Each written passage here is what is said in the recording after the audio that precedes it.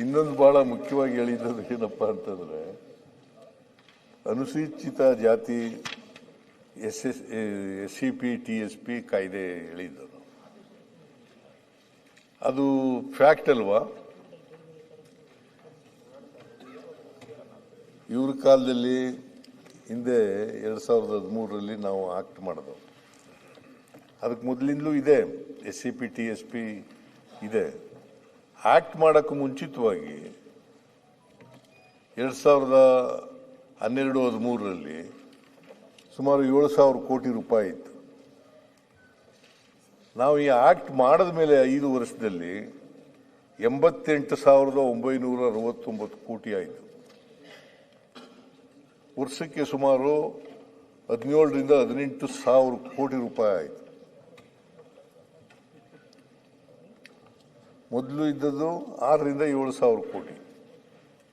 ಇದು ಮಾಡಿದ್ದು, ಇದು ಆಂಧ್ರದಲ್ಲಿ ಮಾಡಿದ್ದಾರೆ, ತೆಲಂಗಾಣದಲ್ಲಿ ಮಾಡಿದ್ದಾರೆ. ನೀವ್ಯಾಕೆ ಮಾಡಿಲ್ಲ?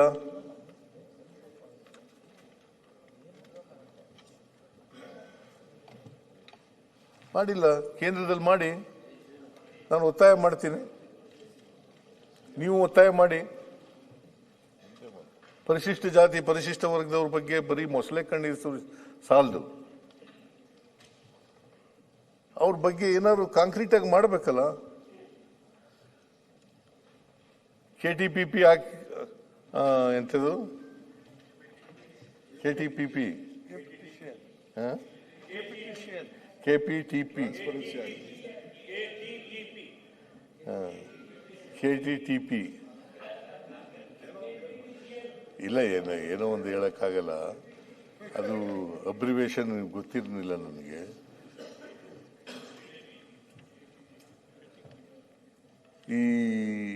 ಇದಕ್ಕೆ ತಿದ್ದುಪಡಿ ಮಾಡಿ ನಾವು ಕಾಂಟ್ರಾಕ್ಟ್ನಲ್ಲಿ ರಿಸರ್ವೇಶನ್ ತಗೊಬಂದ್ವಲ್ಲ, ನೀವ್ಯಾಕೆ ಮಾಡಿರಲಿಲ್ಲ?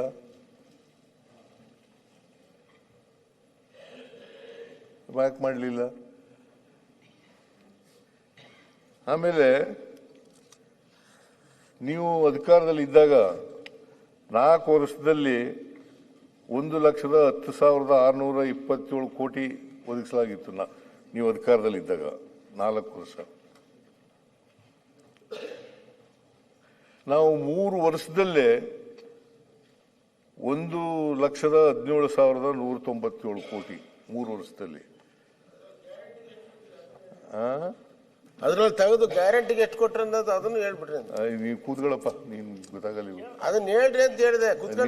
ಹೇಳ್ತೀನಿ, ನಾನು ಹೇಳ್ತೀನಿ, ಅದನ್ನ ಹೇಳಿ. ಇಲ್ಲಿ ಹೇಳ್ತೀನಿ. ನಿಮ್ಗೆ ಎಲ್ರಿಗೂ ಹೇಳ್ತಾ ಇರೋದೇ ಇದು, ನಿನಗೂ ಸೇರಿ ಹೇಳ್ತಾ ಇರೋದು. ಮುಂದಿನ ವರ್ಷದ ಬಜೆಟ್ ಎಲ್ಲ ಸೇರಿ 1,60,000 ಕೋಟಿ.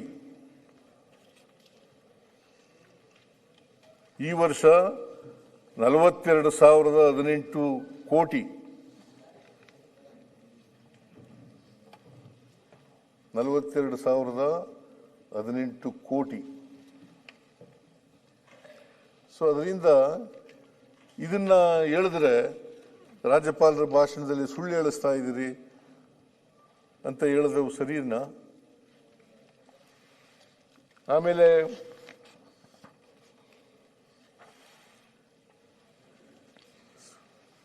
ವಿಜೇಂದ್ರ ಅವರು ಇಲ್ಲ, ಅವರು ಪಾಪ ಸಿದ್ದರಾಮಯ್ಯನವರು ಅಹಿಂದ ವರ್ಗದಿಂದ ಬಂದಂಥವ್ರು, ಅಹಿಂದ ಲೀಡ್ರು ಅಂತ ಕರೀತಾರೆ. ಆದರೆ ಹಿಂದುಳಿದ ವರ್ಗಗಳ ನಿಗಮಗಳಿದ್ದಾವಲ್ಲ, ನಿಗಮಕ್ಕೆ 50% ಕೊಟ್ಟಿರೋದು ಈಗ ದುಡ್ಡು. ಯಡಿಯೂರಪ್ಪನವ್ರು ಕೊಟ್ಟಿದ್ದಂಥ ದುಡ್ಡಿನಲ್ಲಿ 100 ರೂಪಾಯಿ ಕೊಟ್ಟಿದ್ರೆ 50 ರೂಪಾಯಿ, ಅದರಲ್ಲಿ ಬಿಡುಗಡೆ ಮಾಡಿರೋದು ಬರೀ 50 ರೂಪಾಯಿ ಅಂತ ಎಲ್ಲ ಹೇಳಿದ್ದಾರೆ. ಸತ್ಯಕ್ಕೆ ದೂರವಾದಂಥ ವಿಚಾರಗಳನ್ನು ಹೇಳಿದ್ದಾರೆ. ಅವು ಸತ್ಯ ಅಲ್ವೇ ಇಲ್ಲ.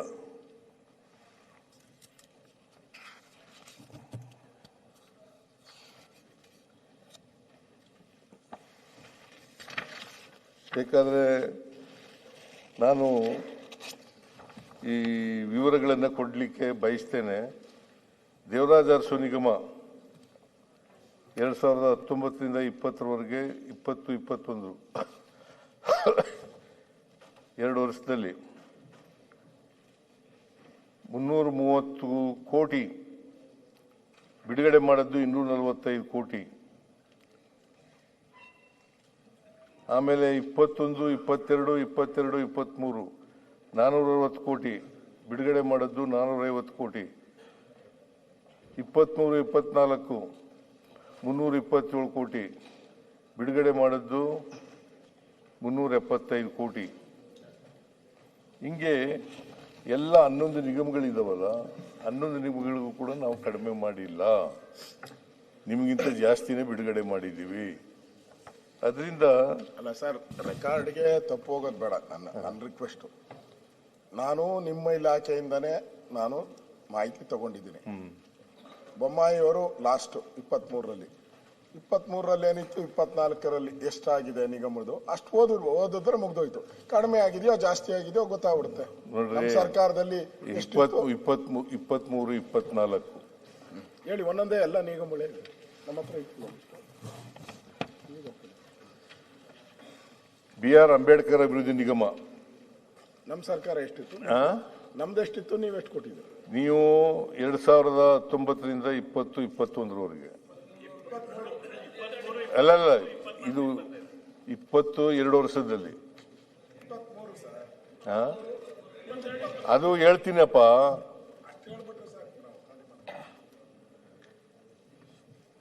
ನೀವು ಕೊಟ್ಟಿರ್ತಕ್ಕಂಥದ್ದು 4 ವರ್ಷದಲ್ಲಿ 69, 75 ಮತ್ತು 283. ನಾವು ಕೊಟ್ಟಿರ್ತಕ್ಕಂಥದ್ದು 455. 2023, 24ರಿಂದ 25, 26ರವರೆಗೆ.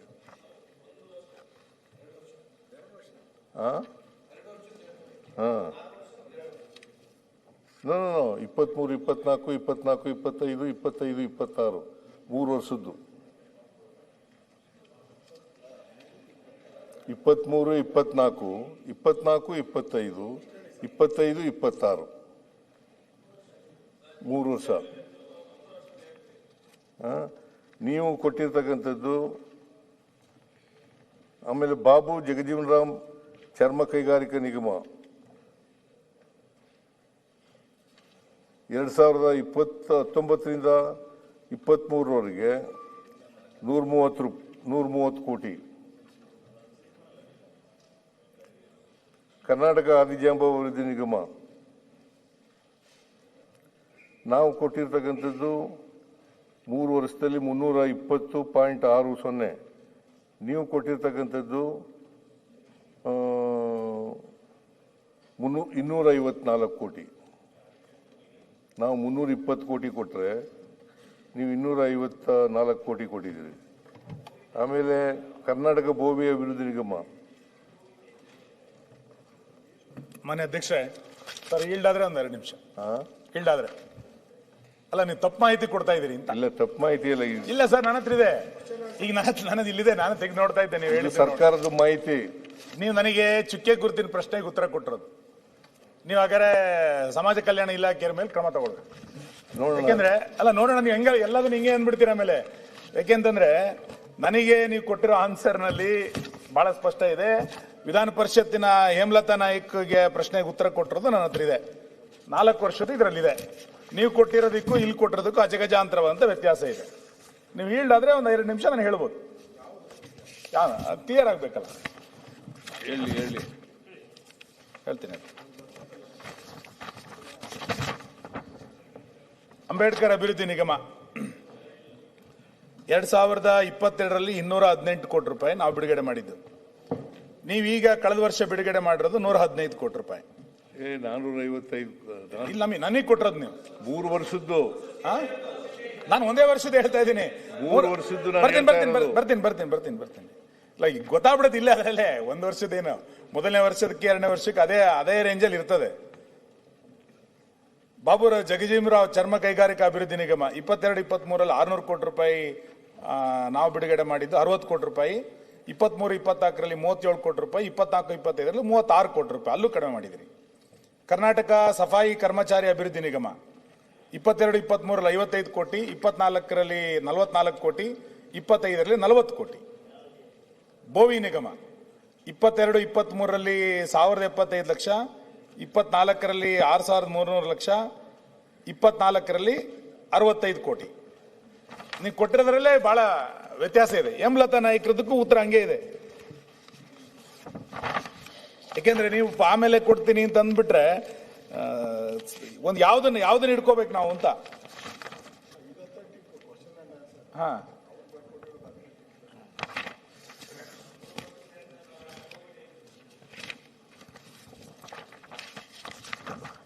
ಬಹಳ ಉದ್ದ ಇದೆ ಇದು.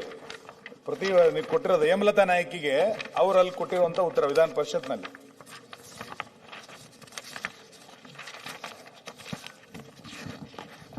ಎಷ್ಟು ವ್ಯತ್ಯಾಸ ಇದೆ ಅನ್ನೋದು ನಾನು ಟೋಟಲ್ ಮಾಡಿ ಒಂದು 2 ನಿಮಿಷ ಬಿಟ್ಟರೆ ಟೋಟಲ್ ಮಾಡಿ ಹೇಳ್ಬಿಡ್ತೀನಿ. ಆಮೇಲೆ ಹೇಳಿ ಟೋಟಲ್ ಮಾಡಿ. ಏನು ವೈಸ್ ಹೇಳಕತ್ತೀರಿ ಅವರು ಕೋಟಿ ಖರ್ಚು ಹೇಳಿ ಟೋಟಲ್ ಮಾಡಿ ಸುನಿಲ್.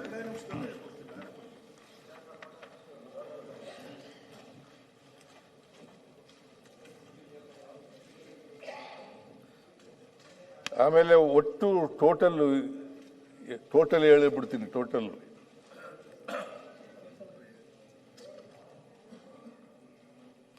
1300 ಚಿಲ್ಲರೆ ಕೋಟಿ ಇವ್ರು ಬಿಡುಗಡೆ ಮಾಡಿರೋದು. ನಾವು 1538 ಕೋಟಿ ನಾವು ಬಿಡುಗಡೆ ಮಾಡಿ. ಸರ್ ಒಂದೇ ನಿಮಿಷ ನಾನು ಹೇಳ್ಬಿಡ್ತೀನಿ. ದಾಖಲೆಗೆ ಹೋಗ್ತಾ ಇದೆ. ಮುಖ್ಯಮಂತ್ರಿಗಳು ಕೊಡುವಂತ ದಾಖಲೆ 100ಕ್ಕೆ 200% ಕರೆಕ್ಟ್ ಇರಬೇಕು. 200%.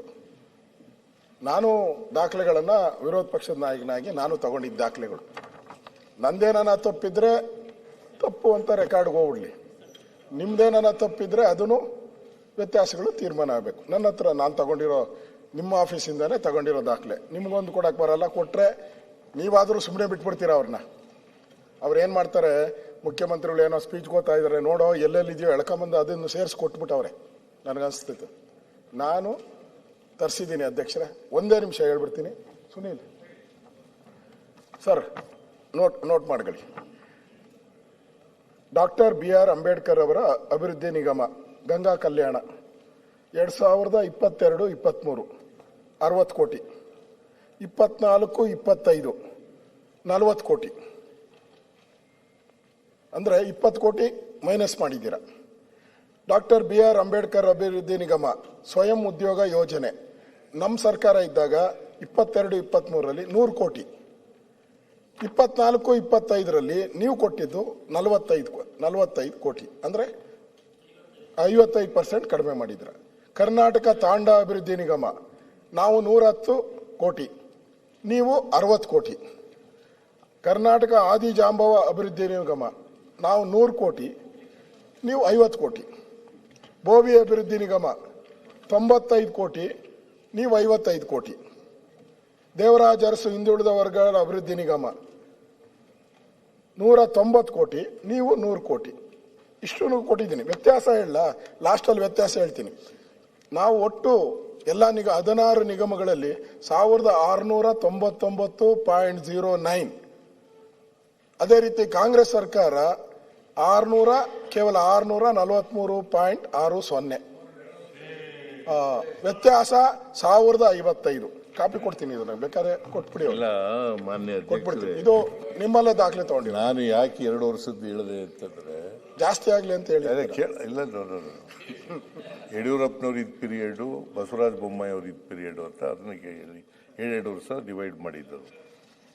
ಬಸವರಾಜ ಬೊಮ್ಮಾಯಿ ಅವರು ಮುಖ್ಯಮಂತ್ರಿ ಆಗಿರುವಾಗ, ಹಣಕಾಸಿನ ಮಂತ್ರಿ ಆಗಿರುವಾಗ ಅವರು ಕೊಟ್ಟಿದ್ದಂಥದ್ದು 2020, 21, 2019, 20, 21 ಇದ್ದದ್ದು.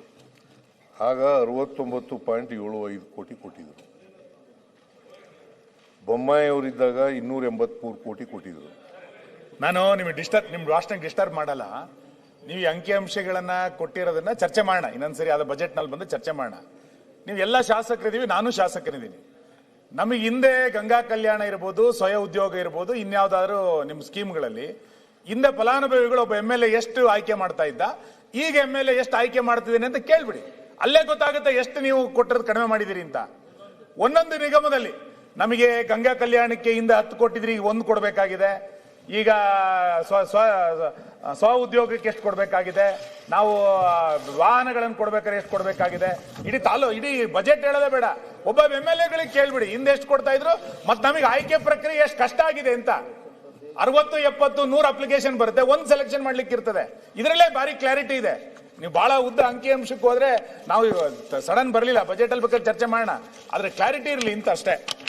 ಅಲ್ಲ, ಈಗ ಮಾನ್ಯ ಅಧ್ಯಕ್ಷರೇ, ನಾನು ಯಡಿಯೂರಪ್ಪನವ್ರ ಇದ್ದ ಕಾಲ 19, 20, 20, 21, ಆಮೇಲೆ ಬೊಮ್ಮಾಯಿ ಅವ್ರ ಇದ್ದ ಕಾಲ 22, 21, 22, 22, 23 ಅವ್ರ ಇದ್ದ ಕಾಲದಲ್ಲಿ ಹೇಳ್ತಾ ಇದ್ದೀನಿ. ಬೇಕಾದ್ರೆ ನಿಮಗೆ ಇಂಡಿವಿಜುವಲ್ ಆಗಿ ಪ್ರತಿ ವರ್ಷನೂ ಕೂಡ ಎಷ್ಟೆಷ್ಟು ಕೊಡಬೇಕು ಅನ್ನೋದನ್ನು ನಾನು ಒದಗಿಸ್ಕೊಡ್ತೀನಿ ನಿಮಗೆ.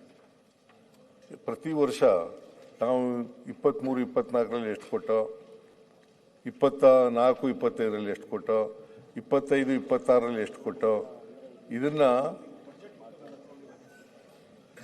ಇದನ್ನ ಒದಗಿಸ್ಕೊಡ್ತಕ್ಕಂಥ ಕೆಲಸವನ್ನ ಮಾಡ್ತೀನಿ ನಾನು. ಪ್ರತಿ ವರ್ಷನೂ ಕೂಡ ಎಷ್ಟೆಷ್ಟು ಕೊಟ್ಟಿದ್ದೀವಿ ಅಂತಕ್ಕಂಥದನ್ನ ಸರ್ ಕೊಡಿ. ನಾನು ಇದು ನಿಮ್ಮ ಬಡ್ಜೆಟ್ ಬುಕ್ ಇದೆಯಲ್ಲ ಅದರಲ್ಲಿ ತಗೊಂಡಿರೋದು ನಾನು. ಯಾವ ಬಜೆಟ್ ಬುಕ್? ಕಳೆದ ಬಾರಿ ಬಜೆಟ್ ಬುಕ್ ಗೊತ್ತಾಗಲ್ರಿ ಅದು. ಹೌದು, ಕೊಟ್ಟಿರ್ತಾರೆ ಇದ್ರ ಅಲೋಕೇಶನ್ ಮಾಡಿದಾಗ ಅದರಲ್ಲಿ ಆ ಬುಕ್ ಅಲ್ಲಲ್ಲ, ಅಲೋಕೇಶನ್ ಮಾಡ್ತಾರಲ್ಲ. ಈಗ ನಾನು ಪ್ರತಿ ವರ್ಷನೂ ಕೂಡ 23, 24, 24, 25, 25, 26ರಲ್ಲಿ ನಾವು ಎಷ್ಟೆಷ್ಟು ಕೊಟ್ಟಿದ್ದೋ ಅಂತಕ್ಕಂಥದ್ದು ನಿಮ್ಗೆ ಒದಗಿಸ್ಕೊಡ್ತೀನಿ ನಾನು. ಅಲ್ಲ, ಹೌದು. ನಾನು ಈಗ right now I don't have ಪ್ರತಿ ವರ್ಷನೂ ಕೂಡ ಎಷ್ಟೆಷ್ಟು ಕೊಟ್ಟಿದೀವಿ ಅನ್ನೋದಿಲ್ಲ. 3 ವರ್ಷದ್ದು ಒಟ್ಟಿಗೆ ಹಿಂದುಳಿದ ವರ್ಗದ ಇದ್ರೊಳಗ ಪ್ರತಿ ವರ್ಷದಕ್ಕಿಂತ ಈ ವರ್ಷ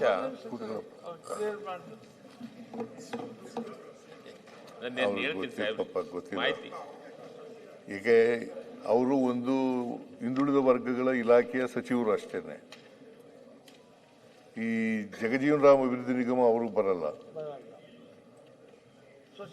ನಾನು ನಿಮ್ಮನ್ನು ಕನ್ವಿನ್ಸ್ ಏನ್ ಮಾಡ್ತಾ ಇದ್ದೀನಿ ಅಂತಂದ್ರೆ, ನೀವು ಬಜೆಟ್ ನಲ್ಲಿ ಗಾತ್ರ ಜಾಸ್ತಿ ಮಾಡಿದಿರೋ ಕಡಿಮೆ ಮಾಡಿದಿರೋ ಚರ್ಚೆ ಮಾಡೋಣ. ನಾವು MLAಗಳು ಫಲಾನುಭವಿಗಳ ಆಯ್ಕೆ ಮಾಡಬೇಕಾದ್ರೆ ಅದರ ಅರಿವು ನಮಗಿದೆ ಅಂತ. ನಮಗೆ ಫಲಾನುಭವಿಗಳ ಆಯ್ಕೆ ಮಾಡ್ಬೇಕಾದ್ರೆ ಗೊತ್ತಾಗುತ್ತಲ್ಲ ಎಷ್ಟು ಅಲೋಕೇಶನ್ ಆಗಿದೆ ಅಂತ. ನಂದೊಬ್ಬಂದ್ ಬಿಟ್ಬಿಡಿ ಸರ್, ಎಲ್ಲ MLAಗಳು ಕೇಳಿ ಯಾವ ನಿಮ್ಮ ಸ್ಕೀಮ್ಗಳು, ಅದು ಸಮಾಜ ಕಲ್ಯಾಣ ಇಲಾಖೆ ಇರ್ಬೋದು, ಬ್ಯಾಕ್ವರ್ಡ್ ಇರ್ಬೋದು. ಹೇಳ್ರಿ ಸುನೀಲ್, ಅದಕ್ಕೇನೆ ಪ್ರತಿ ವರ್ಷ 22, 23, 24ರಲ್ಲಿ ಎಷ್ಟು ಕೊಟ್ಟಿದ್ದೋ, 24, 25ರಲ್ಲಿ ಎಷ್ಟು ಕೊಟ್ಟಿದ್ದೋ, 25, 26ರಲ್ಲಿ ಎಷ್ಟು ಕೊಟ್ಟಿದ್ದೋ, ಮುಂದೆ ಎಷ್ಟು ಕೊಡ್ತೀವಿ ಅಂತಕ್ಕಂಥದ್ದನ್ನ ನೀವು ಬೇಕಾದ್ರೆ ಒದಗಿಸ್ಕೊಡ್ತೀನಿ ನಾನು. ಸೊ ಮೊನ್ನೆ ಅಧ್ಯಕ್ಷರೇ, ಅದರಿಂದ ಈಗ ಹಾಸ್ಟೆಲ್ಗಳು ನೀವು 4 ವರ್ಷದಲ್ಲಿ 5 ಹಾಸ್ಟೆಲ್ಗಳು ಮಾಡಿದ್ದು. 5 ಹಾಸ್ಟೆಲ್ಗಳು ಮಾಡಿದ್ದು. ನಾವು 1316 ವಸತಿ ಶಾಲೆಗಳು ಮಾಡಿದ್ದು 2013ರಿಂದ 2018ರವರೆಗೆ.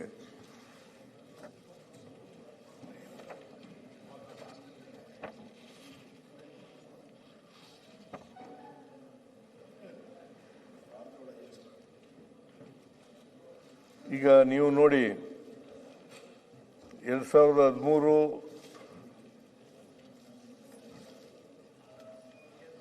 13ರಿಂದ 18ರವರೆಗೆ, 14ರಿಂದ 18ರವರೆಗೆ 543 ವಿದ್ಯಾರ್ಥಿ ನಿಲಯಗಳು ಮಾಡೋದು. ನೀವು 4 ವರ್ಷದಲ್ಲಿ 21, 22ರಲ್ಲಿ 1, 22, 23ರಲ್ಲಿ 4, 5 ಮಾಡಿದ್ದು. ಫಿಗರೆಲ್ಲ ಇದಿದ್ರೆ ಡಿಸ್ಪ್ಯೂಟ್ ಮಾಡಿ.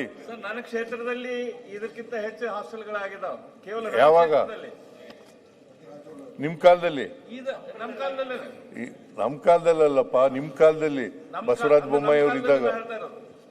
ಕಾಲದಲ್ಲಿ ನನ್ನ ಕ್ಷೇತ್ರದಲ್ಲೇ ಇದಕ್ಕಿಂತ ಬಹಳ ಹೆಚ್ಚು ಹಾಸ್ಟೆಲ್ಗಳಾಗಿದ್ದಾವ. ನಿಮಗೆ ನನಗಿರೋ ಮಾಹಿತಿ ಪ್ರಕಾರ 5 ಅಂತ ಇರೋದು. ಸಂಪೂರ್ಣ ತಪ್ಪಿಲ್ಲ. ತಪ್ಪಿಲ್ಲ. ಒಂದೇ ಉದಾಹರಣೆ ಹೇಳ್ತೀನಿ. ಒಂದೇ ನಿಮಿಷ ಮೈನಾರಿಟಿ ಹಾಸ್ಟೆಲ್ ಅಲ್ಲ, ಒಂದ್ ನಿಮಿಷ ಅರಗ ಒಂದ್ ನಿಮಿಷ ನಿಮ್ಗೆ ಒಂದ್ ನಿಮಿಷ ಏನು ಮಾಹಿತಿಗಳು ಬರ್ತಾ ಇದೆ ದಯವಿಟ್ಟು ಪುನರ್ ಪರಿಶೀಲನೆ ಮಾಡಿ. ನೀವು ಕಷ್ಟಪಡೋದು ಬೇಡ, ನೀವು ಇನ್ನು ಬಜೆಟ್ನಲ್ಲಿ ಹೇಳಿ. ಆದರೆ ತಪ್ಪು ಇದು ಹೋಗ್ತಾ ಇದೆ, ನಾವು ಕೂಡ ನೋಡ್ತಾ ಇದೀವಿ ಇಲ್ಲಿ. ಅವಾಗಿಂದ ತುಂಬಾ ಕನ್ಫ್ಯೂಸ್ ಮಾಡ್ತಾ ಇದ್ದಾರೆ ನಿಮ್ಗೆ ಯಾರೋ ಕೊಡೋರು ಅಧಿಕಾರಿಗಳು. ಆ ರೀತಿ ಬೇಡ ಫಿಗರ್. ಓಕೆ, ನಮ್ಮ ನೀವು ಹಾಸ್ಟೆಲ್ಗಳು ಜಾತಿವಾರ ಹಾಸ್ಟೆಲ್ಗಳು ಏನಿದಾವ, ಈ ಜಾತಿವಾರ ಹಾಸ್ಟೆಲ್ಗಳು ಇರಬಾರ್ದು. ಇಂಟಿಗ್ರೇಟೆಡ್ ಎಲ್ಲಾ ಜಾತಿಗಳಿಗೆ, ಅಲ್ಪಸಂಖ್ಯಾತರಿರ್ಲಿ, ಎಸ್ಟಿಗಳಿರ್ಲಿ, ಒಬಿಸಿಗಳಿರ್ಲಿ, ಅವ್ರಿಗೆಲ್ಲರಿಗೂ ಕೂಡಿ ಒಂದು ಹಾಸ್ಟೆಲ್ಗಳಾಗಬೇಕು, ಹೊಸ ಗೆಟ್ಟೋಗಳಾಗಬೇಕು, ಹೊಸ ಅರ್ಜನ್ ಕೆರೆಗಳಾಗಬಾರ್ದು ಅಂತ ಹೇಳಿ ನಾನು ಬೊಮ್ಮಾಯಿ ಅವ್ರ ಹತ್ರ ಕಳಕಳಿಯಿಂದ ವಿನಂತಿ ಮಾಡಿ ಡಿಸ್ಕಷನ್ ಮಾಡಿದಾಗ ಬೊಮ್ಮಾಯಿ ಅವರು ಒಪ್ಪಿ ಅಂತ್ಯೋದಯ ಹಾಸ್ಟೆಲ್ಗಳನ್ನು ಮಾಡಿದ್ರು. ಇಡೀ ರಾಜ್ಯದಲ್ಲಿ 6 ಅಂತ್ಯೋದಯ ಹಾಸ್ಟೆಲ್ಗಳನ್ನು ಮಾಡಿದ್ರು. ಒಂದು ದೀನ್ ದಯಾಳ ಅಂತ್ಯೋದಯ ಹಾಸ್ಟೆಲ್ಗಳು ಮಾಡಿದ್ರು. ದೀನ್ ದಯಾಳ ಹಾಸ್ಟೆಲ್ಗಳು ನಮ್ಮ ಧಾರವಾಡದಲ್ಲಿ ಒಂದು, ಬೆಳಗಾಂದಲ್ಲಿ ಒಂದು, ಗುಲ್ಬರ್ಗದಲ್ಲಿ ಒಂದು, ಮಂಗಳೂರಲ್ಲಿ ಒಂದು, ಮೈಸೂರಲ್ಲಿ ಒಂದು, ಬೆಂಗಳೂರಲ್ಲಿ ಒಂದು. ಕೇವಲ ದೀನ್ ದಯಾಳ್ ಹಾಸ್ಟೆಲ್ಗಳನ್ನ 6 ಹಾಸ್ಟೆಲ್ಗಳು, ಒಂದೊಂದು ಹಾಸ್ಟೆಲ್ನಲ್ಲಿ 1,000 ಕೆಪಾಸಿಟಿ ಇರುವಂತ ಹಾಸ್ಟೆಲ್ಗಳನ್ನು ಮಾಡಿದ್ರು. ಇದು ಬೇರೆ ಬೇರೆ ಮತ್ತು SC-ದಲ್ಲಿ ಬೇರೆ ಹಾಸ್ಟೆಲ್ಗಳು, ST-ಗಳಲ್ಲಿ ಬೇರೆ ಹಾಸ್ಟೆಲ್ಗಳು, OBC-ಗಳಲ್ಲಿ ಬೇರೆ ಹಾಸ್ಟೆಲ್ಗಳು, ಎಲ್ಲ ಕಂಪ್ಲೀಟ್ ಆಗಿದಾವೆ. ನನ್ನ ಕ್ಷೇತ್ರದಲ್ಲಿ ಸಾಕಷ್ಟು ಹಾಸ್ಟೆಲ್ಗಳು ಕಂಪ್ಲೀಟ್ ಆಗಿದಾವೆ. ಫಿಗರ್ ತಪ್ಪು ಕೊಡ್ತಿದ್ದಾರೆ. ನನ್ನ ಅಧ್ಯಕ್ಷರೇ, ಇದು ನಮ್ಮ ಸರ್ಕಾರದಿಂದ ಕೊಟ್ಟಿರ್ತಕ್ಕಂಥ ಮಾಹಿತಿ. ಇದು ನೀವು ಹೇಳ್ತಕ್ಕಂಥ ಮಾಹಿತಿ ಅದು ಸುಳ್ಳು ಮಾಹಿತಿ ಇರ್ಬೋದು, ಅಥವಾ ನಿಮ್ಮಲ್ಲಿ ಇನ್ಫಾರ್ಮೇಶನ್ ಇಲ್ಲದೆ ಇರ್ಬೋದು.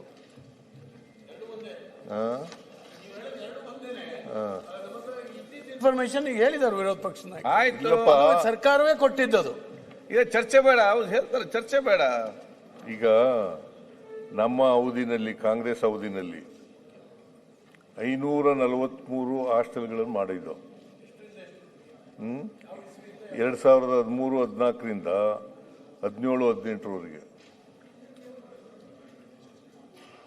ಆಮೇಲೆ 19-20 0 ಏನೂ ಇಲ್ಲ, 20-21 0 ಏನೂ ಇಲ್ಲ,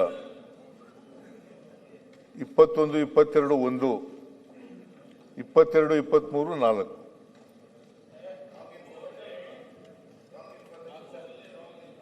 ನೀವು ಒಪ್ಪದೇ ಇರ್ಬೋದು. ನಿಮ್ಮ ಫಿಗರ್ ಇದೆಯನ್ರಿ ನಿಮ್ಮ ಹತ್ರ? ಎಲ್ಲಿದೆ? ಸುಮ್ಮನೆ ಗೊತ್ತಿಲ್ಲ ಏನೋ ಹೇಳ್ತಾ ಇದ್ರಿ. ನಾವು 23-24ರಲ್ಲಿ 3, 24-25ರಲ್ಲಿ 155, 25-26ರಲ್ಲಿ 62, ಒಟ್ಟು 220.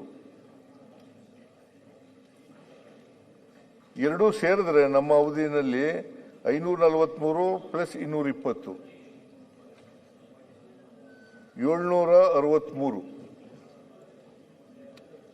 ಇಷ್ಟು ಮಾಡಿದ್ದೀವಿ. ನೀವು ಮಾಡಿರ್ತಕ್ಕಂಥದ್ದು ಇದನ್ನ ಹೇಳಿಸಿದ್ರೆ, ಇಲ್ಲ ಸುಳ್ಳು ಹೇಳ್ತಾ ಇದ್ದೀರಿ ಅಂತಂದ್ರೆ ಏನ್ ಹೇಳೋದು? ಸೊ ಆಮೇಲೆ ನೀವು ಮನೆಗಳು ಕಟ್ಟಿದ್ದು ನಾವು 2013-14ರಿಂದ 17-18ರವರೆಗೆ ಪ್ರತಿ ವರ್ಷ 5 ವರ್ಷದಲ್ಲಿ ನಾವು ಪ್ರತಿ ವರ್ಷ 3 ಲಕ್ಷ ಮನೆ ಕಟ್ತೀವಿ ಅಂತ ಹೇಳೋದು. ಆದ್ರೆ ಕಟ್ಟಕ್ಕಾಗದೆ ಆದದ್ದು 14,52,000 ಮನೆಗಳು. ನೀವು ಕಟ್ಟಿದ್ದು ಬರೀ 5 ಲಕ್ಷ ಚಿಲ್ಲರೆ ಮನೆಗಳು.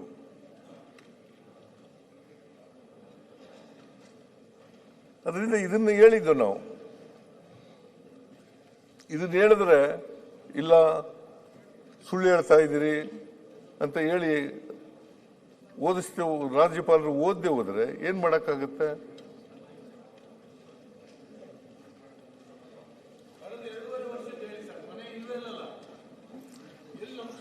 ಕೊಡ್ಲಿಲ್ಲಪ್ಪ, ಉಳಿದವರಿಗೆ ಕೊಟ್ಟಿದ್ದಾರೆ. ಮನೆ ಹಳೆ 2.5 ವರ್ಷದ್ದು ಹೇಳಿ ಸರ್. ಹಳೆ ಮನೆಗಳನ್ನೇ 4,19,000 ಮನೆಗಳನ್ನು ಕಟ್ಟಿ ಮುಗಿಸಿದ್ದೇವೆ 3 ವರ್ಷದಲ್ಲಿ.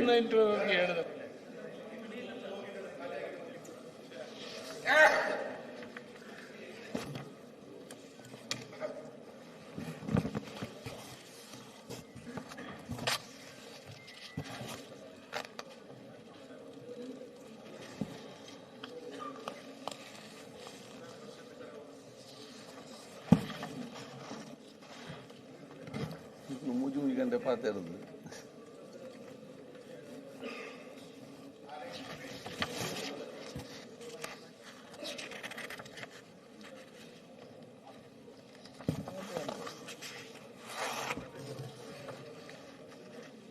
ಆಮೇಲೆ ನಮ್ಮ ಅವಧಿನಲ್ಲಿ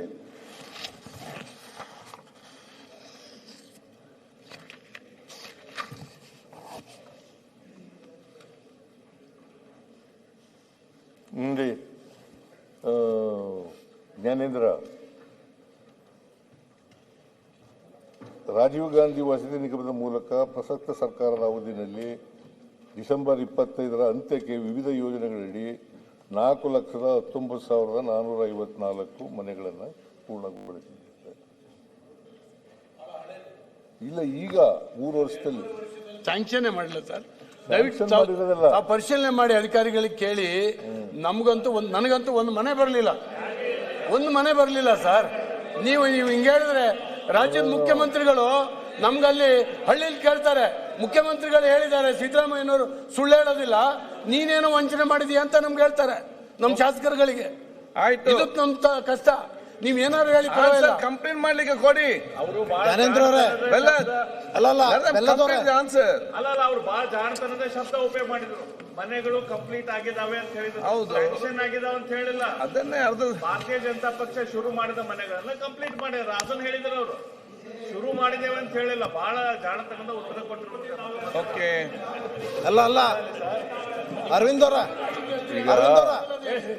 ಹೇಳಪ್ಪ ಇಲ್ಲಿ 6,948 ಕೋಟಿ ರೂಪಾಯಿ ನಾವು ಕೊಟ್ಟಿದ್ದೀವಲ್ಲ, ಖರ್ಚಾಗಿ ಮಾಡಿರೋರು ಯಾರು? 6,948 ಕೋಟಿ ಯಾರು ಖರ್ಚು ಮಾಡಿರೋರು?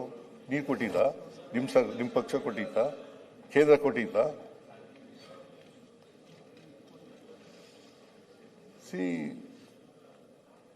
ನೀವು ಏನೇನು ಹೊಸ ಮನೆಗಳು ಸ್ಯಾಂಕ್ಷನ್ ಮಾಡಿಲ್ಲ. ಈಗ 6,948 ಕೋಟಿ ಖರ್ಚು ಮಾಡಿ ಹೊಸ ಮನೆಗಳು ಸ್ಯಾಂಕ್ಷನ್ ಮಾಡಿರೋ ಇಲ್ಲೋ ಅದನ್ನ ಹೇಳ್ಬಿಡಿ. 6,948 ಕೋಟಿ ಖರ್ಚು ಮಾಡಿದ್ದೀವಲ್ಲ 3 ವರ್ಷದಲ್ಲಿ. ಸರ್ ಅಧ್ಯಕ್ಷರೇ, ಹಾಗಾದ್ರೆ ನೀವು ಸರ್ ಇವ್ರಿಗೆ ಹಿಂದೆ 16, 17, 18ರಲ್ಲಿ ನಿಮ್ ಆಗಿದ್ದು, ಮುಂದೆ 4 ವರ್ಷ ನಿಮ್ ಆಡಳಿತದಾಗ ಒಂದು ಮನೆ ಕಂಪ್ಲೀಟ್ ಮಾಡಕ್ಕಾಗ್ಲಿಲ್ಲ, ₹1 ಕಟ್ಟಕ್ಕಾಗ್ಲಿಲ್ಲ ನಿಮ್ಗೆ. ಇದನ್ನ ಸಿದ್ದರಾಮಯ್ಯ ಸಾಹೇಬರು 6,000 ದುಡ್ಡು ಏನೇ ಸ್ಪೆಷಲ್ ಅಡಿಷನ್ ದುಡ್ಡು ಕೊಟ್ಟಿದ್ರಿಂದ ಅದು ಕಂಪ್ಲೀಟ್ ಆಯ್ತು. ನಿಮ್ ಕಡೆ ₹1 ಕೊಡಕ್ಕಾಗ್ಲಿಲ್ಲ. ಸೆಂಟ್ರಲ್ ಗೌರ್ಮೆಂಟ್ ಲಿಂದನೂ ಇದ್ದಂತ ಅದ್ರ ಮೇಲೆ GST ಹಾಕಿದ್ರಿ ನೀವು.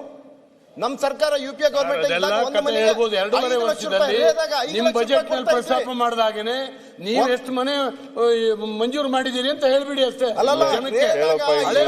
ಕಂಪ್ಲೀಟ್ ಮಾಡ್ಕೊಂಡೇ ಇರೋದು ಬೇರೆ ಅಲ್ರಿ. ನೀವು ಅಪ್ಪ ಆಯ್ತು ಹೇಳಿದ್ರಲ್ಲ, ನೀವು ಯಾಕೆ ಮಾತಾಡ್ತೀರಿ? ಯಾರಕ್ಕೆ ಜ್ಞಾನೇಂದ್ರ? ಅಭಯ್ ಪ್ರಸಾದ್ ಮುಖ್ಯ ಹೇಳ್ತಾರೆ ಯಾಕೆ? ಅದು ಸ್ಲಮ್ ಬೋರ್ಡ್ ಚೇರ್ಮನ್. ನೀವು ಚರ್ಚೆ ಮಾಡಬೇಡಿ. ನೀವು ಯಾಕೆ ಚರ್ಚೆ ಮಾಡ್ತೀರಲ್ಲ? ಮನೆ ಸ್ಯಾಂಕ್ಷನ್ ಮಾಡಿದ್ರಿ, ದುಡ್ಡು ಕೊಟ್ಟಿಲ್ಲ, ಕಟ್ಲೂ ಇಲ್ಲ. ನಾವು ಮಾತಾಡ್ಬೇಡಿ ಚಂದ್ರಪ್ರಸಾದ್ ಅವರೇ, ನೀವು ಮಾತಾಡ್ಬೇಡಿ. ಸರ್ ದಯಮಾಡಿ ಸ್ಲಮ್ ಬೋರ್ಡ್ ನಲ್ಲಿ ಒಂದೇ ಒಂದು ಮನೆ ಕೂಡ ಸ್ಯಾಂಕ್ಷನ್ ಮಾಡಿಲ್ಲ. ಅವ್ರ ಅವಧಿ 4 ವರ್ಷದಲ್ಲಿ ಒಂದೇ ಒಂದು ಮನೆ ಕೂಡ ಸ್ಯಾಂಕ್ಷನ್ ಮಾಡಿಲ್ಲ. ಎಲ್ಲ 16, 17, 18 ಈ ಕಂಪ್ಲೀಟ್ ಮಾಡಕತ್ತೀವಿ. ನಿಮ್ಮ ಅವಧಿಯಲ್ಲಿ ಒಂದೇ ಒಂದು ಮನೆ ಕೊಟ್ಟಿಲ್ಲ ನೀವು ಸ್ಲಮ್ ಬೋರ್ಡ್ಗೆ.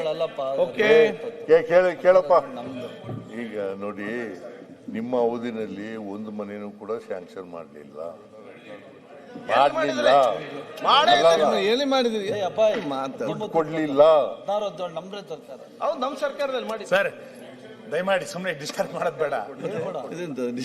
ಅಲ್ಲಲ್ಲ, ಏನಂದ್ರೆ ಈ ಮನೆಗಳು ಸ್ಯಾಂಕ್ಷನ್ ಮಾಡಿದ್ರಿ, ನೀವು ದುಡ್ಡು ಕೊಟ್ಟಿಲ್ಲ, ಹಿಂಗೆಲ್ಲ ವಾದ ಮಾಡಿದ್ರೆ, ಹಿಂದೆ ಅವರೇ ಮುಖ್ಯಮಂತ್ರಿ ಆಗಿದ್ದಾಗ 2017, 18ರಲ್ಲಿ ಸ್ಯಾಂಕ್ಷನ್ ಆಗಿತ್ತು. ನಂತರ ಸೋಮಣ್ಣ ಸಚಿವ ಆದಾಗ ಅದನ್ನ ತೀರಿಸಬೇಕು, ಎಷ್ಟು ಒದ್ದಾಡಿದ್ರು ಅಂತೇಳಿ ದೊಡ್ಡ ಡಿಬೇಟ್ ನಡೀತಿಲ್ಲ. ಗೊತ್ತಿದೆ ನಮಗೆ. ನಿಮ್ ಸರ್ಕಾರ ಸ್ಯಾಂಕ್ಷನ್ ಮಾಡಿದ್ದು, ನಾನ್ ಮನೆ ಕಟ್ತೆ ಅಂತೆಲ್ಲ ಚರ್ಚೆ ನಡೀತು. ಹಿಂಗೂ ಇದು ಹಂಗೆ ಅಂತ ನೀವು ಕೊನೆ ವರ್ಷ ಎಲ್ಲರೂ ಸ್ಯಾಂಕ್ಷನ್ ಮಾಡೇ ಹೋಗ್ತಾರೆ, ದುಡ್ಡನ್ನು ಅಲೋಕೇಟ್ ಮಾಡಿರ್ತಾರೆ. ದುಡ್ಡನ್ನು ಅಲೋಕೇಟ್ ಮಾಡ್ದಲೆ ಬಜೆಟ್ ಅಲ್ಲಿ ಮಾಡ್ಲಿಕ್ಕೆ ಬರಲ್ಲ. ಅಲೋಕೇಟ್ ಮಾಡಿದ ನಂತರ ಮುಂದೆ ಅದು ಕ್ಯಾರಿ ಫಾರ್ವರ್ಡ್ ಆಗಿ ಆಗ್ತದೆ. ಅದನ್ನ ಬಿಟ್ಟು ನಿಮ್ಗೆ ಕೊಟ್ಟಿಲ್ಲ ಅಂದ್ರೆ ಏನು? ಈಗ 2.5 ವರ್ಷದಲ್ಲಿ ಈ ಸರ್ಕಾರ ಗ್ರಾಮ ಪಂಚಾಯತಿಗಳಿಗೆ ಎಷ್ಟೆಷ್ಟು ಮನೆಗಳನ್ನು ಟಾರ್ಗೆಟ್ ಕೊಟ್ಟಿದೆ ಅಂತ ಹೇಳಿ ನೋಡೋಣ. ಒಂದು ಮನೆ ಕೊಡ್ಲಿಲ್ಲ, ಒಂದೇ ಒಂದು ಮನೆಯನ್ನ ಗ್ರಾಮ ಪಂಚಾಯತಿಗಳಿಗೆ ಕೊಡ್ಲಿಲ್ಲ. 2.5 ವರ್ಷ ಆಯ್ತು. ಆಶ್ರಯ ಸಮಿತಿ ಅಧ್ಯಕ್ಷರು ನಾವು. ಓಕೆ, ಮಾನ್ಯ ಅಧ್ಯಕ್ಷರೇ,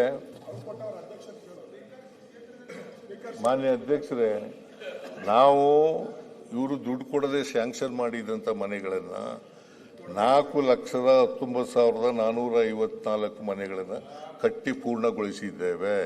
ಅದಕ್ಕೋಸ್ಕರ 6,948 ಕೋಟಿ ರೂಪಾಯಿಗಳನ್ನು ಖರ್ಚು ಮಾಡಿದ್ದೇವೆ. ಹಿಂದೆ 2013-14ರಿಂದ 17-18ವರೆಗಿದ್ದಾಗ 15 ಲಕ್ಷ ಮನೆಗಳು ಕಟ್ತೀವಿ ಅಂತ ಹೇಳಿದ್ದೆವು. ನಾವು 14,52,000 ಮನೆಗಳನ್ನು ಕಟ್ಟಿದ್ವಿ. ಇವರು ಅವಧಿನಲ್ಲಿ 5 ಲಕ್ಷದ ಚಿಲ್ಲರೆ ಮನೆಗಳನ್ನು ಕಟ್ಟಿದ್ರು 4 ವರ್ಷದಲ್ಲಿ. So this is the truth. So ಇದನ್ನ ನಮ್ಮ ಗವರ್ನರ್ಸ್ ಅಡ್ರೆಸ್ನಲ್ಲಿ ಇದನ್ನು ಹೇಳಿದ್ರೆ ನೀವು ಅವರು ಓದಲಿಲ್ಲ, ಪೂರ ನೀವು ಓದಕ್ಕೆ ಹೋಗಿಲ್ಲ.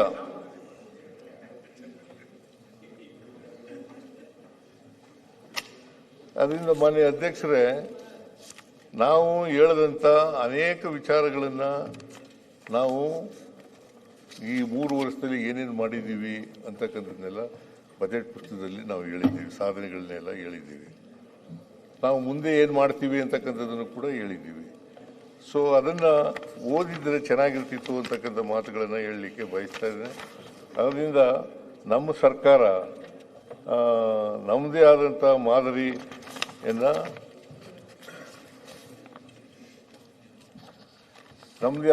ಮಾದರಿ ಸರ್ಕಾರವನ್ನು ಈ ಕೊಡಲಿಕ್ಕೆ ಪ್ರಯತ್ನವನ್ನು ಮಾಡ್ತಾ ಇದ್ದೀವಿ. ಜನಪರವಾದಂಥ ಸಮಾಜಮುಖಿಯಾದಂಥ ಸರ್ಕಾರವನ್ನು ಕೊಡ್ತಾ ಇದ್ದೀವಿ. ಇದನ್ನು ನಮ್ಮ ಮಾದರಿನ ನಿಮ್ಮ ಕೇಂದ್ರದ ಮಂತ್ರಿಗಳು ಮತ್ತು ರಾಜ್ಯಗಳ ಮುಖ್ಯಮಂತ್ರಿಗಳು ಏನೇನು ಹೇಳಿದ್ದಾರೆ ಅಂತ ನಿಮಗೆ ಓದಿ ಹೇಳಲಿಕ್ಕೆ ಬಯಸ್ತಾ ಇದ್ದೇನೆ. ಕರ್ನಾಟಕದ ಅಭಿವೃದ್ಧಿ ಮಾದರಿಯನ್ನು ಕೇಂದ್ರದ ಹಲವಾರು ಸಚಿವರುಗಳು, ಹಲವು ರಾಜ್ಯಗಳ ಬಿಜೆಪಿ ಮುಖ್ಯಮಂತ್ರಿಗಳು ಶ್ಲಾಘಿಸಿದ್ದಾರೆ.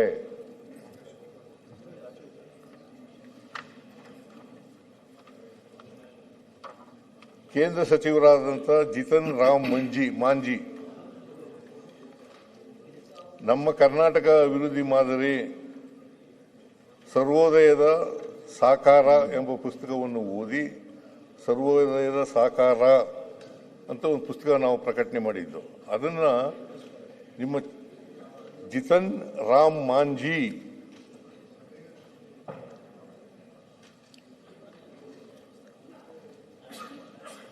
ಅವರು ಏನು ಹೇಳಿದ್ದಾರೆ ಅಂದರೆ, ನೋಡಿ ಪತ್ರ ಬರೆದಿರೋದವರು Jitan Ram Manjhi. Thank you very much for sending me publication titled Karnataka Model of Development, the model that delivers, the state that leads. It is the need of the time that we build a state where growth is inclusive, governance is transparent, and development reaches the last person in the queue. Hence, this model can prove the path shower to the other states as well. I once again extend my sincerest thanks for sending me the said book ಅಂತ ಇವರು ಜಿತನ್ ರಾಮ್ ಮಾಂಜಿ ಇವರು ಹೇಳಿರ್ತಕ್ಕಂಥದ್ದು, ಇವರು ಪತ್ರ ಬರೆದಿರ್ತಕ್ಕಂಥದ್ದು. ನಿತಿನ್ ಗಡ್ಕರಿ ಅವರು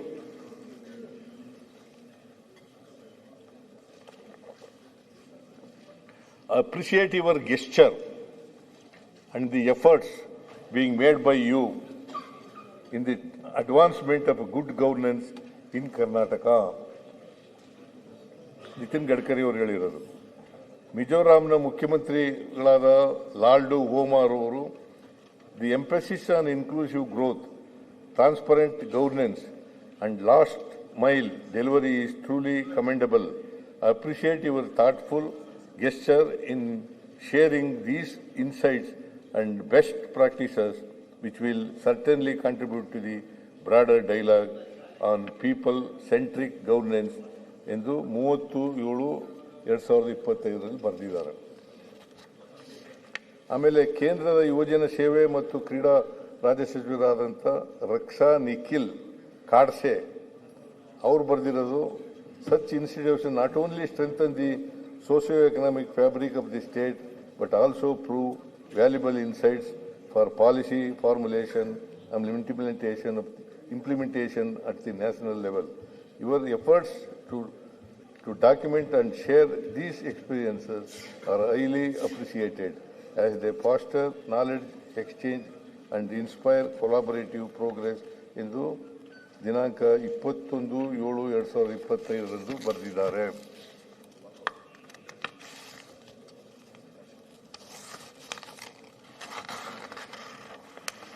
ಅದರಿಂದ ಕೇಂದ್ರ ಸರ್ಕಾರದ ಅನೇಕ ಜನ ಕೇಂದ್ರದ ಮಂತ್ರಿಗಳು ಮತ್ತು ಬೇರೆ ರಾಜ್ಯಗಳ ಮುಖ್ಯಮಂತ್ರಿಗಳು ನಮ್ಮ ಸರ್ಕಾರ ಅಭಿವೃದ್ಧಿ ಮಾಡೆಲ್ ಇದೆಯಲ್ಲ, ಈ ಮಾಡೆಲನ್ನು ಅಪ್ರಿಸಿಯೇಟ್ ಮಾಡಿ ಬರೆದಿರ್ತಕ್ಕಂಥದ್ದನ್ನು ನಿಮಗೆ ತಿಳಿಸ್ತಕ್ಕಂಥ ಕೆಲಸವನ್ನು ಮಾಡಿದ್ದೇನೆ. ಅದರಿಂದ ನಾವು ರಾಜ್ಯಪಾಲರ ಭಾಷಣದಲ್ಲಿ ಹೇಳಿದಂಥ ಅನೇಕ ವಿಚಾರಗಳನ್ನು ಅವರು ಓದಬೇಕಾಗಿತ್ತು. ಓದಿದರೆ ಇಡೀ ರಾಜ್ಯಕ್ಕೆ ಗೊತ್ತಾಗ್ತಿತ್ತು. ಅದರಲ್ಲಿ ಏನು ಕೂಡ ನಿಷಿದ್ಧವಾದಂಥ ಪದಗಳು ಯಾವುದೂ ಇರಲಿಲ್ಲ, ಸಂವಿಧಾನಕ್ಕೆ ವಿರುದ್ಧವಾದಂಥ ಪದಗಳೇನು ಕೂಡ ಇರಲಿಲ್ಲ. ಇದನ್ನು ಓದಬೇಕಾಗಿತ್ತು ಅಂತಕ್ಕಂಥದ್ದು ನಮ್ಮ ಅಭಿಪ್ರಾಯ. ಇನ್ನು ಮನ್ರೇಗಾ ಬಗ್ಗೆ ನಾಳೆ ನಾಳಿದ್ದು ಚರ್ಚೆ ಆಗುತ್ತೆ. ಅದನ್ನು ಚರ್ಚೆ ಮಾಡುವಾಗ ಉಳಿದ ವಿಚಾರಗಳನ್ನು ಮನ್ರೇಗಾ ಬಗ್ಗೆ ಮಾತಾಡ್ತೇನೆ ಅಂತಕ್ಕಂಥ ಮಾತುಗಳನ್ನು ಹೇಳಿ ಹೇಳಿ ಹೇಳಿ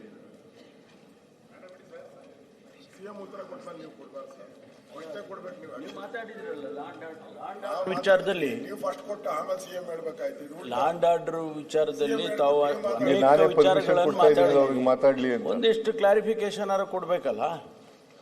ನೀವು ಹೇಳಿದ್ರಲ್ಲ ಅಂತ ಹೇಳಿ ಅದರಿಂದ ರಾಜ್ಯಪಾಲರ ಭಾಷಣವನ್ನ ಈಗ ನೀನು ಕೊನೆಯಲ್ಲಿ ಮಾತಾಡೋದಿಲ್ಲಪ್ಪ. ನನ್ನ ಮೇಲೆ ಸ್ಪೀಕರ್ ಅವರು ನೀವು ಮಾತಾಡಬೇಕು ಅಂತ ಹೇಳಿ ಕಾಯಿಲೆ ಬಿದ್ದಿದ್ದೀರಿ, ಆದ್ರೂ ನೀವು ಮಾತಾಡಿದ್ರೆ ಒಳ್ಳೇದಾಗುತ್ತೆ ಅಂತ ಹೇಳಿದ್ರು. ಅದಕ್ಕೆ ಅದ್ರ ಮೇಲೆ ಮಾತಾಡಿ ಸರ್. ಅವರು ಲ್ಯಾಂಡ್ ಆರ್ಡರ್ ಬಗ್ಗೆ ನೀನು ಮಾತಾಡಲಿಲ್ಲ, ಅದ್ರ ಬಗ್ಗೆ ಕ್ಲಾರಿಫಿಕೇಶನ್ ಕೊಡಬೇಕಾಗಿತ್ತು, ಅವರು ಮುಂಚಿತವಾಗಿ ಕೊಡಬೇಕಾಗಿತ್ತು. ಆದ್ರೆ ಈಗ ಕೊಡ್ತಾ ಇದ್ದಾರೆ. ನಥಿಂಗ್ ರಾಂಗ್ ಇಟ್, ನಿಮಗೆ ಸಂಬಂಧಪಟ್ಟಿದ್ದು ನ್ಯೂಸ್ ಫಸ್ಟ್ ನಿರ್ಭೀತಿಯಿಂದ ನಿಮ್ಮ ಪರವಾಗಿ.